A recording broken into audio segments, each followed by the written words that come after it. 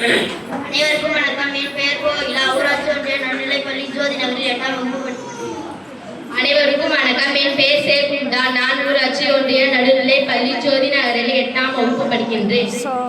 அனைவருக்கும் வணக்கம். என் பெயர் ஜெய பிரித்திகா. நான் ஊராட்சி ஒன்றிய நடுநிலைப்பள்ளி ஜோதி நகரில் 7ஆம் வகுப்பு படிக்கின்றேன். அனைவருக்கும் வணக்கம். என் பெயர் ஸ்ரீவர்தினி. நான் ஊராட்சி ஒன்றிய நடுநிலைப்பள்ளி ஜோதி நகரில் 6ஆம் வகுப்பு படிக்கின்றேன். சந்தனத்தோம் என்று சொல்லியே வீணில் பாட வந்தருள்வாய் காலை மகளே. சந்தனத்தோம் என்று சொல்லியே வீணில் பாட வந்தருள்வாய் காலை மகளே. தொந்தி கணபதிக்கும் தம்பி சுப்பன் கந்தனுக்கும் அவன் அப்பன் ஆதிமில்லாதவனுக்கும் மங்கை உமையம்மைக்கும் வந்தனுங்களுக்குமே வந்தனு வந்தனு வந்தனு வந்தனு வந்தனு வந்தனுங்க. அக்காவுக்கும் அண்ணனுக்கும் வந்து இருக்கும் அனைவருக்கும் வந்தனு வந்தனுங்க. ஐயப்பன் கோயில் பாட்டு போடுவாங்களா? ஏண்டா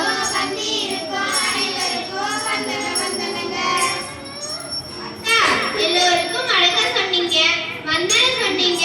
ஆனா நம்ம எதை பத்தி வில்லுப்பாட்டு பாடுவோம் சொல்லவே இல்லையக்கா. அதுவா நாம் இன்று இளையோர் திறன் பற்றி மக்களுக்கு கூற போறோம்.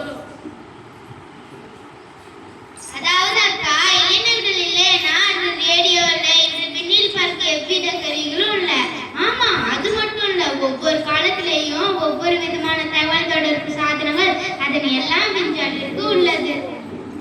ஆமாக்கா, ஆமா, நம்ம பாட்டி நிலாவை காட்டி பேரப்பிள்ளைகளுக்கு சோறு ஊட்டினாங்க. ஆனா நம்ம இளைஞர்கள் அந்த நிலாவுக்கே சென்று வந்தாங்க. இன்றைய இளைஞர்கள் திறன் மிக மிக அதிகம். Smart watch, smart phone, electric bike போன்ற அத்தனை அறிவியல் அறிவை நம் கண்முன்னே கொண்டு வந்து நம்மை அனுபவிக்க செய்திருக்கிறார்கள் என்று சொன்ன அது அத்தனையும் இளைஞர்களின் திறன் தானே. சந்தனத்தோம் என்று சொல்லியே பாட வந்தருள்வாய் காலை மகளே. 20ஆம் நூற்றாண்டின் தொழில்நுட்ப உலகில் செயற்கை நுண்ணறிவு மற்றும் ரோபோட்டிக்ஸ் போன்ற கண்டுபிடிப்புகள் பெருகி வருகின்றன. இவையெல்லாம் இளைஞர்களின் திறன் தானே. நான் உங்களுக்கு ஒரு குட்டி கதை சொல்றேன், கேளுங்க.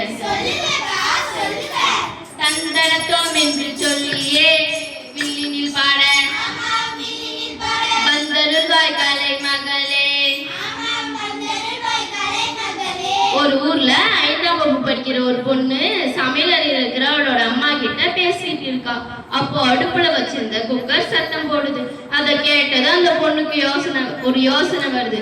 அம்மா அம்மா, இது நீராவியோட பிரஷர் தானே, அதனால தானே குக்கர் வெயிட்ல தூக்குது அப்படின்னு கேக்குறா. அவங்க அம்மா அமைதியா தோசை ஊத்துறாங்க. அப்போ புஷ்ன்னு ஒரு சத்தம். அதை கேட்டது அந்த பொண்ணு, அம்மா அம்மா, சூடான தவால மாவு ஊற்றும் போது ஏன் சத்தம் வருது தெரியுமா? அதுக்கு பேரு தான் டைலண்ட் ரோஸ் எஃபெக்ட் என்று சொல்றா. அவங்க அம்மா அமைதியா போய் சாப்பிடுன்னு சொல்றாங்க. அப்ப அந்த பொண்ணு சொல்றா, அம்மா, அறிவியல் ஒன்றும் ஏற்று சொற்கா இல்லை, நம் தினசரி வாழ்க்கையில இருக்கு. நாங்க சின்ன பசங்க தான், எங்களோட கவனிக்கும் திறனும் கேள்வி கேட்கிற குணம் தான் இளையோர் திறன் என்று சொல்றா. சந்தனத்தோம் என்று சொல்லியே வில்லினில் பாட வந்தருள்வாய் காலை மகளே.